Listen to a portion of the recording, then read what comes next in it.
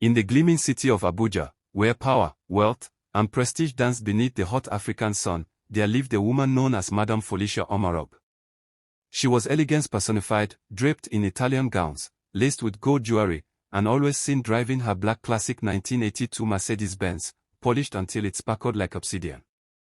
She was feared by her staff, envied by her neighbors, and admired by socialites.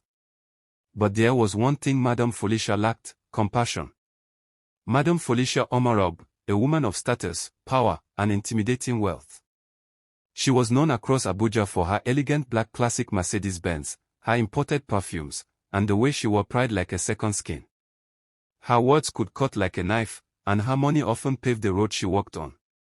On one particular hot afternoon, the sun blazed mercilessly above, and traffic was crawling along Abuja Road.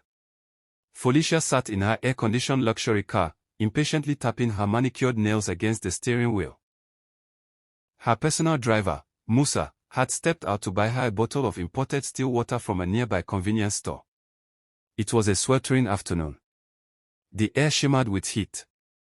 Madame Felicia's car crawled through the congested streets of Gwarinpa. She was on her way to a high society luncheon and already irritated by the delay. As the car slowed near a pedestrian crossing, she noticed a fragile young girl seated in a worn wheelchair by the roadside. Her legs were shriveled, her arms thin like broomsticks, and her clothes bore the dust of many days. A small plastic bowl sat in front of her, barely containing more than 50 Nigerian nairas. Madame Felicia narrowed her eyes in disgust. The girl dared to roll closer to the car and stretch out her hand. "Auntie, please, anything you can give," she whispered, her voice barely audible. Felicia's eyes darkened. She rolled down the window, then, suddenly, flung her door open and stepped out in her 6-inch heels. Her black gown shimmered under the sun, her gold bangles clinking with every movement. People nearby paused, watching curiously. With a mocking smile, she reached into her car, pulled out a small plastic bucket of water, and without a word, poured it all over the girl's head. The girl gasped. Her fragile body trembled as the dirty water soaked her clothes, running down her face. "You filthy disgrace!" Felicia shouted, loud enough for bystanders to hear. "Is this the impression you give people about Abuja? Sitting here like a cursed statue? Crawl back into your hole before I have the police move you." The girl, soaked and shivering, said nothing. But as Madame Felicia turned to return to her car, a soft voice followed her. "You have mocked the wrong soul, madam. The God of the lowly will answer." Felicia scoffed and drove off in a cloud of dust. 1 week later, the unraveling. It started with her only son, Daniel, who had just returned from Canada. He complained of constant nightmares and collapsed one morning, foaming at the mouth. Doctors were baffled: no illness, no diagnosis. He was placed in intensive care. Next, her husband, Alhaji Musa Otunba, a political heavyweight, was caught in a scandal. A secret affair, exposed videos, and bribe allegations all surfaced within days. His reputation was ruined, and he went into hiding. Within a month, the EFCC froze Felicia's accounts. Her multiple businesses, boutiques, a spa, and a hotel were shut down one by one for tax fraud, something she never imagined could touch her. People began to whisper. She offended a spirit. She mocked someone sacred. She poured water on a child of God. Her mansion grew silent. Her driver left. Her maids vanished. Her friends stopped calling. 6 months later, a weary, unrecognizable Felicia stood at the same roadside in Gwarinpa. Her once smooth face was wrinkled from grief. Her jewelry was gone, her gown faded. Her black Mercedes sold off to pay debt. And there, in the same spot, sat the girl in the wheelchair. But she was different now. Her face was cleaner, and she had a new chair, donated by kind strangers. A small umbrella shaded her from the sun, and by her side was a donation box filled with notes. Felicia fell to her knees before the girl, tears streaming down her face. "I didn't know. I didn't understand," she sobbed. "Forgive me." The girl stared at her for a long while before speaking. "I already did. But the universe had its own lesson to teach you. It had been almost a year since Madam Felicia Otunba poured dirty water on a fragile, wheelchair-bound girl on the roadside. Since then, her life had turned upside down. Her husband was in hiding, her son remained bedridden, and her once booming empire had crumbled to ashes. She lived now in a one-room apartment in Abuja, eating from the charity of a church she once mocked for serving the poor. Yet, despite all this, her heart still wrestled with pride. One night, she had a strange dream. She was back in her mansion, dressed in white lace. She walked out into the compound and found her black classic Mercedes glistening under moonlight. But beside it stood the same wheelchair girl, now glowing with light, holding a jug of water.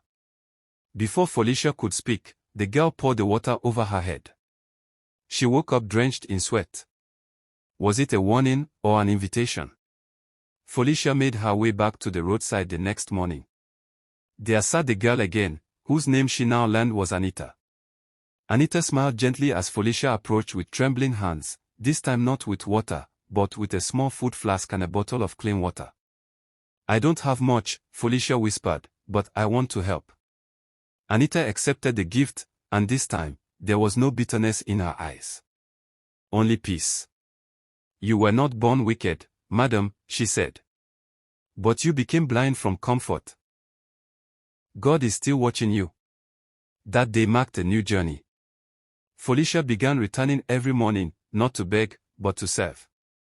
She cleaned Anita's small store, bought food for other roadside disabled beggars, and slowly started organizing small donations from the church group she had joined. News began to spread of the woman who lost everything and now feeds the forgotten. One day, while walking home, her phone rang. It was the hospital. "Your son is awake," the nurse said. "He opened his eyes this morning, asking for you." Felicia collapsed in tears on the roadside. 2 months later, Daniel slowly regained the use of his hands. Her husband, Musa, was cleared of all charges after the true mastermind of the scandal was caught. And one of her old friends from the women's club visited her, saying, "Felicia, we were told of your story. You've changed. And there's something beautiful about it." She was offered a position at a non-profit foundation for widows and orphans.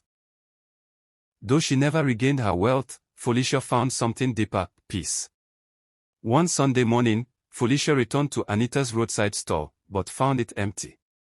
A boy nearby told her, a white man took her. Said a hospital abroad would try to help her walk again. They said someone sponsored everything. Felicia smiled, knowing in her heart, she had repaid the debt her cruelty uncreated. 3 years had passed. The memory of the day Madam Felicia Otunba poured dirty water on a wheelchair-bound beggar had become distant to the public, but never to her. She had transformed. The woman once draped in gold and power now wore a calm spirit and a head wrap of humility. Her old mansion had been sold, her accounts long cleared out, yet her reputation had been reborn, not as the wealthy elite, but as Mama Felicia, a woman who helped the broken and listened to the forgotten. But fate had one more chapter for her. One cool morning, a sleek foreign car parked outside her small non-profit office. A tall man in a creased suit stepped out. "Are you Madam Felicia Otunba?" he asked. She nodded. "I bring a message from Miss Anita Obesai." Felicia's heart raced. Anita. The girl in the wheelchair. She no longer needs one. Through a special foundation she once assisted, Felicia was flown to London, where Anita had undergone a life-changing surgery. Not only could she now stand with braces, she was also pursuing a degree in social work at a UK university. When Felicia saw her, she dropped to her knees in tears. "Oh my child." Anita walked slowly toward her and helped her up. "Mama Felicia, the curse that once hovered over you has lifted. You turned your shame into strength." They embraced, not as victim and oppressor, but as two women healed by grace. 1 week later, Felicia was invited as guest of honor at a large charity event hosted by Anita's university, recognizing her contribution to the poor and marginalized in Nigeria. As she walked onto the stage in a simple blue Ankara dress, the crowd rose to their feet.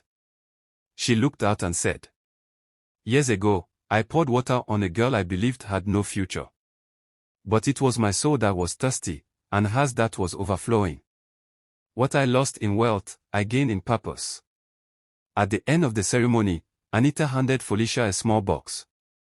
Inside was a key and a photo of a beautifully restored black classic Mercedes-Benz. Someone donated this in your name, Anita said. But not to remind you of your past, rather, to show how far you've come. Felicia broke down crying. The same car she once used to humiliate, now returned as a symbol of her rebirth. Felicia returned to Nigeria, not as a woman ashamed of her past, but as a mother to the poor, a counselor to broken women, and a voice to the voiceless. She built a center for disabled children in Abuja and named it Anita's Hope. And every Sunday evening, she'd drive that black car through the city. Not with tinted windows and pride, but with the doors open, ready to stop for anyone in need. True transformation is not when the world praises you again, but when you use your pain to heal others.